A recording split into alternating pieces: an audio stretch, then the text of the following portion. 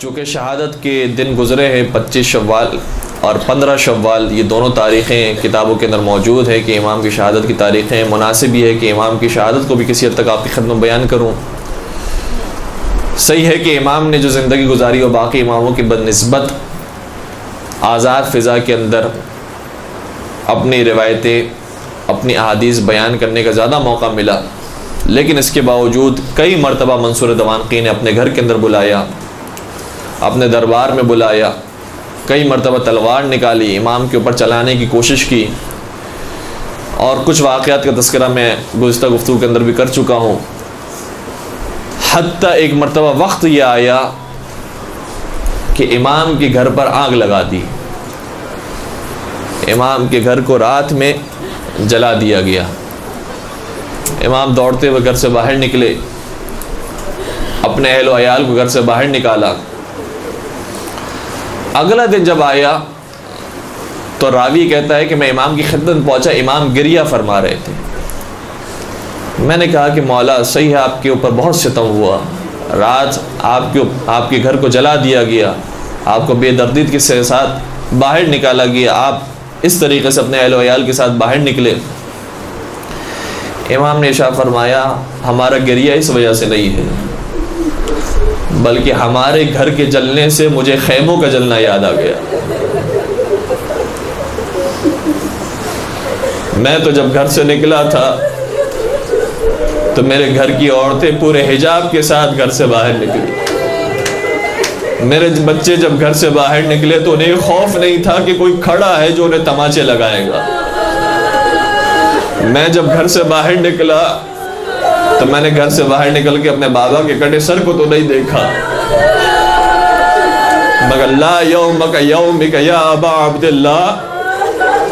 عاشور کے جیسا تو کوئی دن نہیں ہے کہ جب شام غریبہ سید سجاد خیمے سے باہر آتے ہیں تو اپنے بابا کے کٹے سر کو نو کے نیزہ پر دیکھتے ہیں۔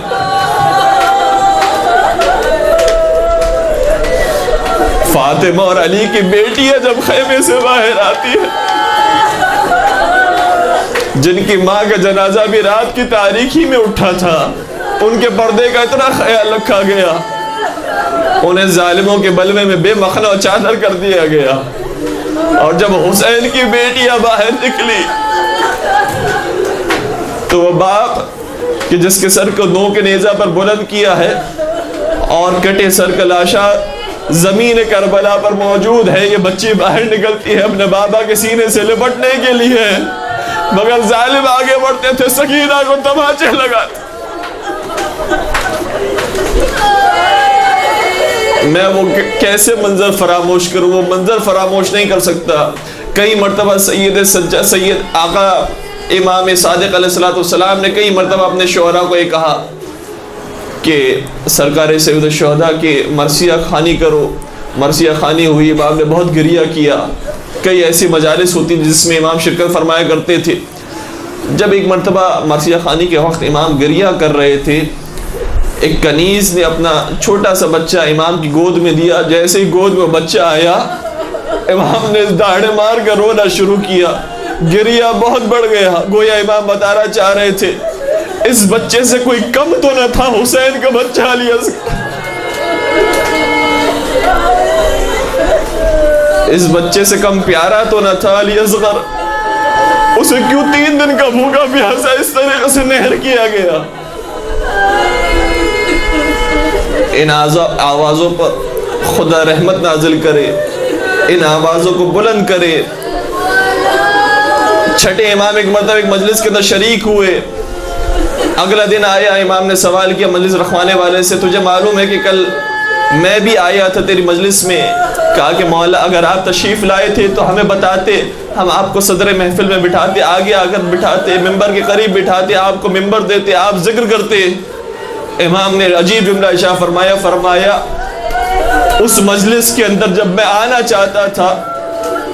تو جہاں عزاداروں کی جوتیاں پڑی تھی وہاں میں نے کچھ ایسی ہستیوں کو دیکھا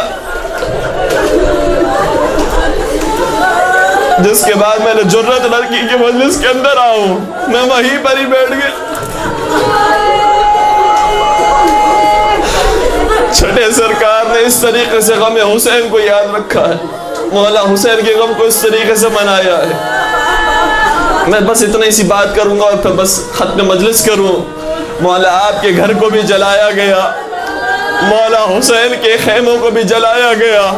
لیکن ایک اور دروازہ وہ ہے جسے جلایا گیا۔ وہ کسی اور کا در نہیں، وہ رسول کی بیٹی کا دروازہ تھا۔ فاطمہ زہرا کے دروازے کو بھی جلایا گیا،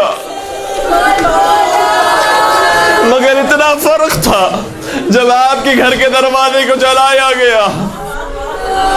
تو کسی گھر کی خاتون پر ہاتھ بلند نہ کیا گیا، مگر فاطمہ زہرا کے دروازے کو جب جلایا گیا، ایک طرف سے جلتا ہوا دروازہ فاطمہ زہرا کے پہلو پر گرا، منہ سے شہید ہو گئے، دوسری طرف سے ظالم آگے بڑھا، ایک تماچا فاطمہ۔ مصائب کے یہ جملے غالباً شیخ شوستری نے اپنے مجلس کے اندر پڑھے، کہتے ہیں جیسے ہی وہ تماچا لگنا تھا، ایک آنکھ سے فاطمہ زہرا کو خون جاری ہو گیا۔ کہتے ہیں مجلس کے اندر ایک بڑا شیخ کھڑا ہوا، نہیں معلوم وہ کون سا شیخ تھا، کہتا ہے ہماری جدہ کا تذکرہ کرنا ہے تو صحیح تذکرہ کرو،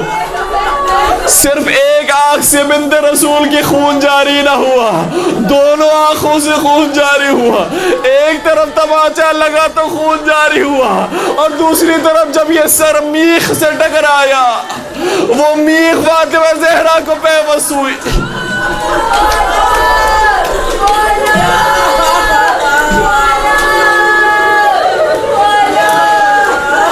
فاطمہ زہرا کو دونوں طرف سے آنکھوں سے خون جاری ہو گیا۔ اے مولا صادق، جب آپ کے گھر کو جلایا گیا تو جلانے کے بعد آپ کی گردن میں رسی نہ باندھی گئی، مگر ہائے حیدر کرار،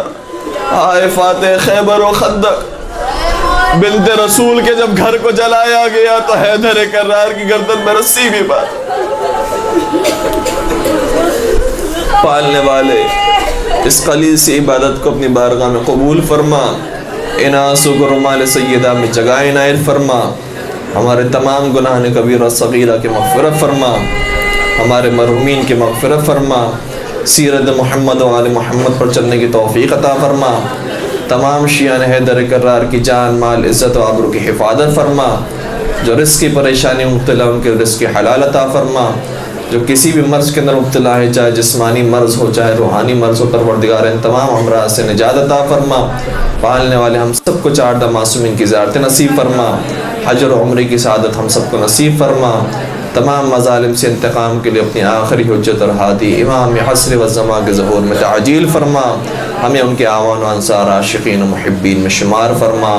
ربنا تقبل منا انک انت السمیع العلیم وتب علینا انک انت التواب الرحیم برحمتک یا ارحم الراحمین۔